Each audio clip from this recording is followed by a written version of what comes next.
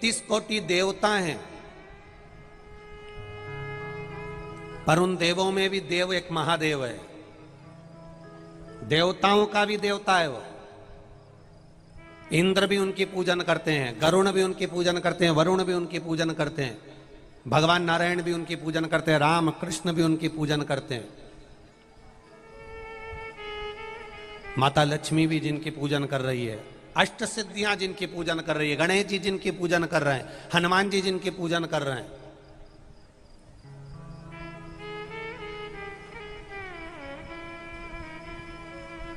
कभी कोई ऐसा फोटो, ऐसी मूर्ति का दर्शन आपने करा है?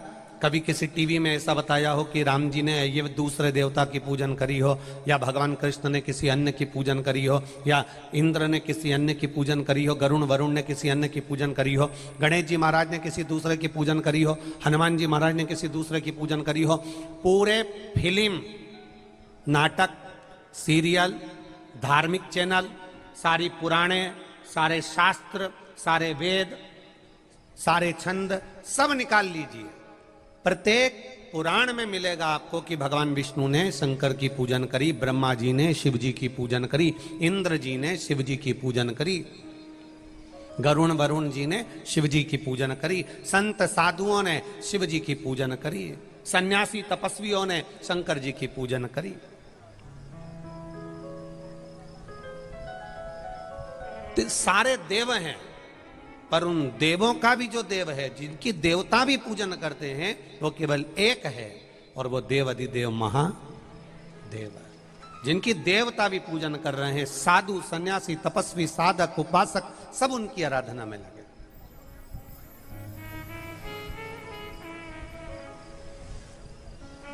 संत, साधु, सन्यासी, तपस्वी, साधक, उपासक सब शिव की आराधना में लगे हुए। अब हम ब्रह्म में जी रहे हैं।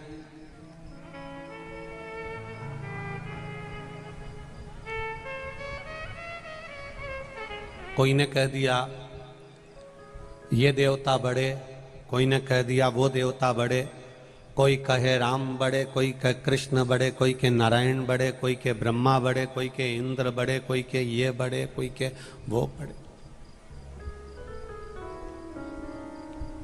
शिव महापुराण की कथा भेद करना नहीं बताती।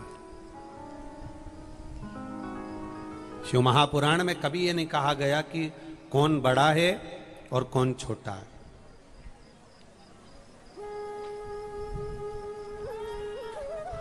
शिव पुराण कभी नहीं कहेगी कि ये बड़ा कि ये छोटा।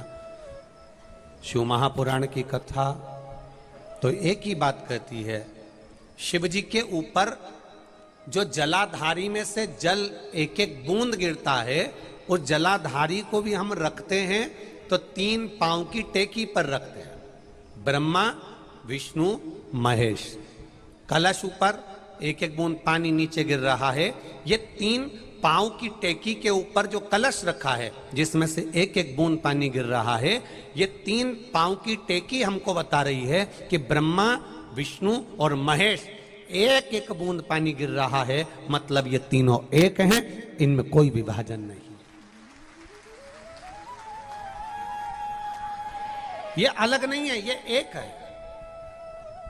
सारे देवताओं की आरती उठाकर देखिएगा, देवी जी की उठाना, राम जी की उठाना, जगदीश जी की उठाना, सारे देवताओं की आरती उठाना, सब में एक देवता का गुणगान किया गया है। जिसकी आरती चलेगी उसका गुणगान किया गया है।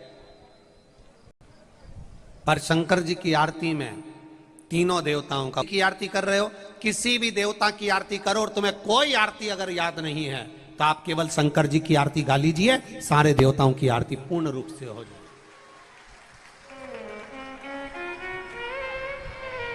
आपको कोई आरती याद नहीं है, केवल शिव की आरती आप गा लीजिए, आपको संपूर्ण आरतियों का जिस देवता की गा रहे होगे उसको वो फल प्राप्त होगा। एक ओम अक्षर के अंदर तीनों बैठे, ओम विष्णवे, ओम ब्रह्मवे, सबके भीतर ओम के नाद में भगवान के उस प्रणवाक्षर के अंदर सब विराजमान। अब भेद करने वाला उसको भेद कर रहा है। कोई कहेगा ये अच्छा, कोई कहेगा वो अच्छा। ना ना, शिव महापुराण की कथा करी, आपका विश्वास बस दृढ़ होना चाहिए। का स्मरण मत करो, यहां मत जाओ, शिव जी पे चढ़ा हुआ जल मत पियो, शंकर पर चढ़ी हुई बेलपत्र मत खाओ। लोग आपको तोड़ेंगे। उस बेलपत्र का जिसने आनंद पा लिया, शंकर पर चढ़े था पर और महादेव पर विश्वास पक्का हो, भरोसा पक्का हो। अब पत्नी पति को दे रही है बेलपत्र खाने के लिए, लो तुम्हारी शुगर ज्यादा हो रही है, रोज बेलपत्र खाओ। खाओ, क्या होता है बेलपत्र खाने से? वो तो पगला है महाराष्ट्र में, तो अक्कल नहीं है सीहोर वाला में, तो वो तो जबरदस्ती मूर्ख बनाता रहता बैठ के। क्या होएगा खाने से? अब पत्नी कह रही है बेलपत्र खाओ, शुगर लेवल में आ जाएगी, बीपी लेवल में आ जाएगा, खाओ तो सही, खाओ तो सही। डॉक्टर कह देगा 50,000 रुपए की जांच करा देगा, 25,000 1 लाख रुपया लगा देगा, और 25-50 हजार रुपए लगाकर 5-5 हजार की दवाई खाएगा ना, तब उसको संतुष्टि होगी। फ्री में अगर बेलपत्र मिल जाती है ना, तो लोग इसका मोल तत्व नहीं समझते। जो पैसे से मिलता है ना, तो लोगों को अच्छा लगता है कि मैं दवाई खाऊंगा ना तो फायदा होगा, औषधि खाऊंगा ना तो फायदा होगा, बेलपत्र से फायदा नहीं होगा। ये लोगों की सोच है, उसकी कीमत नहीं समझ रहे।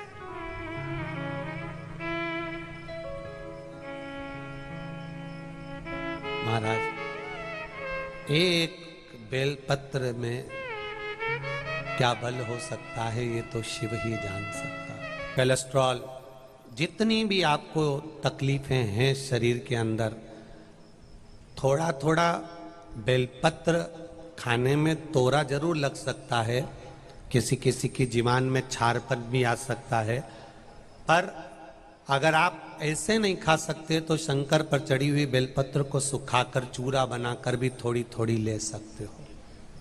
कुंदकेश्वर महादेव का नाम लेकर आप धारण कर सकते हो। एक पत्र और है, देखिए। जिसने कहा, हृदय से जिसने सुना, विश्वास के साथ भगवान का भजन जिसने करा, उसको मिला ब्रह्मा विष्णु महेश 64 योगनियां, सारी देवियां, सारे 33 कोटि देवी देवता, सब को ढूंढने जाने की जरूरत नहीं है। सारे देवी देवताओं को अगर एक जगह पर पाना है तो शिवलिंग पर जल चढ़ाना चालू कर दो, सारे देवताओं की पूजन चालू हो जाएगी।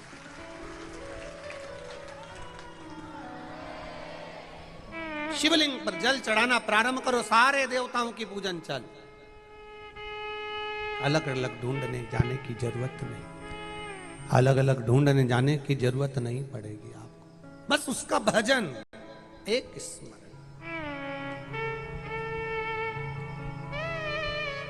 ये इतने लोग लाखों की संख्या में कथा सुनने के लिए पहुंचते हैं, लाखों की संख्या में बच्चे भी आते हैं, प्रशासन भी लगता है, शासन भी लगता है, कहीं ना कहीं लोक सेवा के प्रकल्प में खड़े भी रहते हैं।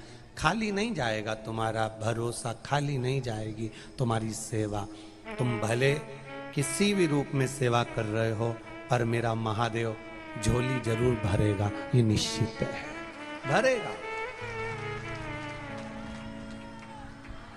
उस पर किया गया भरोसा खाली नहीं जाता। शिव कथा कह रही है, देवादिदेव महादेव का चरित्र कह रहा।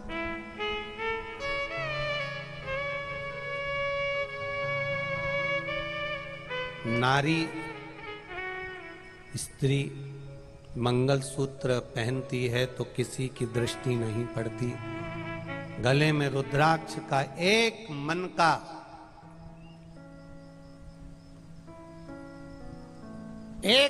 रुद्राक्ष का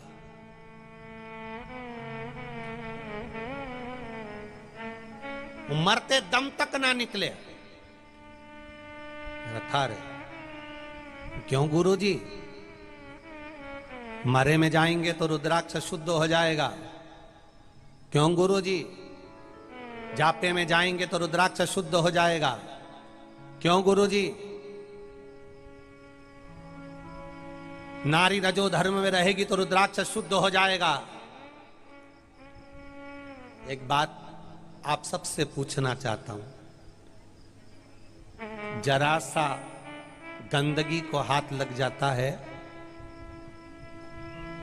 तो पुरुष स्त्री स्नान करते हैं, नहाते हैं, तब भगवान की पूजन में जाते हैं। आप सबसे पूछना चाहूंगा, मेरी माएं यहां बैठी हैं, घर में बहू छोटा सा बच्चा है, उस बच्चे की गंदगी साफ करती है या बच्चे की गंदगी को धोती है, तो घर की बहू क्या बार बार स्नान करती है? जरा बताइएगा। नहीं करती। क्यों? मां पिता, माता पिता के घर में जो बच्चा गोदी में रहता है, माता पिता को उसका ना तो कोई भेद लगता है और ना माता पिता को उसका दोष लगता है। जिसने रुद्राक्ष को धारण किया है, विश्वास रखकर कि मेरा महादेव मेरे साथ कदम से कदम मिलाकर चल रहा है, फिर वो मरते दम तक उस महादेव को नहीं छोड़ता।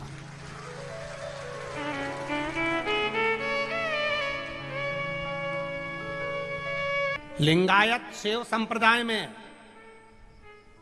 लिंगायत शैव संप्रदाय के अंतर्गत जैसे हमारे यहां वैष्णव धर्म होता है, ऐसा लिंगायत शैव संप्रदाय होता है जिसके अंदर शंकर भगवान के शिवलिंग की पूजन होती है। हम गले में जैसे माला पहनते हैं, लिंगायत शैव संप्रदाय में गले के अंदर चांदी की डिब्बी में शिवलिंग पहनते हैं, जो मरते दम तक नहीं उतरता।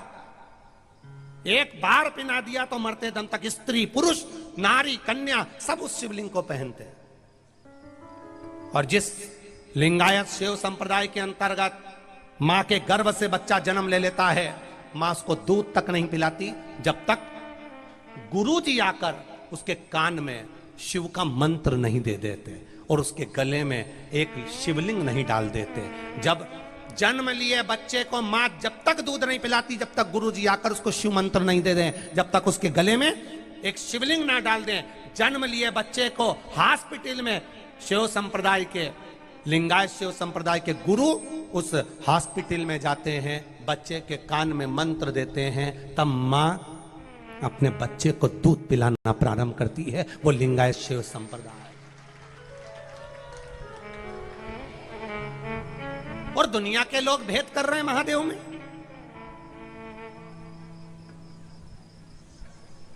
जो नहीं जानता वो भेद कर सकता है, पर जो जानता है वो भेद नहीं कर सकता।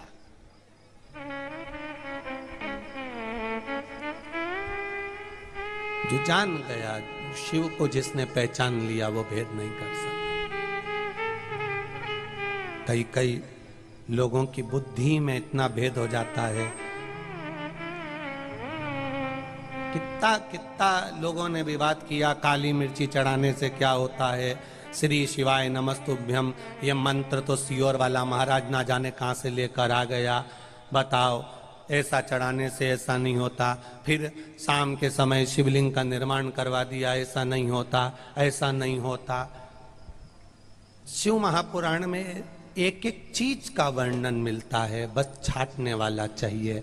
बाद में जब किसी विद्वानों ने पढ़ना चालू करा होगा तो मिला कि काली मिर्च चढ़ाने से क्या होता है।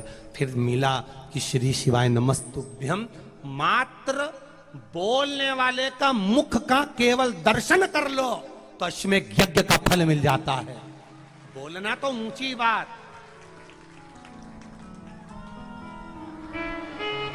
केवल श्री शिवाय नमस्तुभ्यम मंत्र का हम क्यों कहते हैं? ये जैसे सुबह सुबह कचरे की गाड़ियां निकलती हैं, कचरे की गाड़ियों में कचरा उठाने के लिए माइक लगाए जाते हैं। निर्माल्य विसर्जन की गाड़ी में हम क्यों कह रहे हैं कि निर्माल्य विसर्जन की जितनी भी गाड़ियां पूरे भारत में, पूरे विश्व में बने, जगह जगह पर लोग फूल पत्ती, नदियों की शुद्धता के लिए, निर्माल्य लेने के लिए जो गाड़ियां जाएंगी, उन गाड़ियों में निवेदन है कि सुबह श्री शिवाय नमस्तुभ्यम मंत्र का जाप होना चाहिए। किसी के कान में चले गया, किसी के मुख से निकल गया, किसी की बुद्धि से निकल गया, ना जाने कितनों का केवल निर्माल्य की गाड़ी कल्याण कर जाएगी, केवल मंत्र का उच्चारण कराते कराते। कितनी गाड़ियां, और जितनी जितनी गाड़ियों के नाम हमारे पास पहुंचेंगे कुबेरेश्वर धाम में, उन सब का सम्मान कुबेरेश्वर धाम सीहोर अवश्य करेगा। और आदर है आपका, जो आप महिलाएं, पुरुष, बच्चे, युवान सब तल्लीन होकर सेवा में लगे, तल्लीन होकर सेवा में लगे। आपकी साधु बात का धन्य है। आप रोज मत चलाइए निर्माल्य की गाड़ी, हफ्ते में एक बार चलाओ, उस पर श्री शिवाय नमस्तुभ्यम मंत्र का स्मरण कराते हुए जो सुनेगा, बोलेगा, गुनगुनाएगा, हजारों अश्वमेघ यज्ञ का फल उसको केवल 1 सेकंड में प्राप्त हो जाएगा। बैसाख महीने में कितनी प्रबल होगी कि कुबेर भंडारी का, महाकाल राजा का कथा का 1 दिन का रस तत्व सुनने को मिल रहा। यहां तो एक क्षण 15 मिनट, 10 मिनट, 5 मिनट की विष्णु महापुराण की कथा मिल जाए,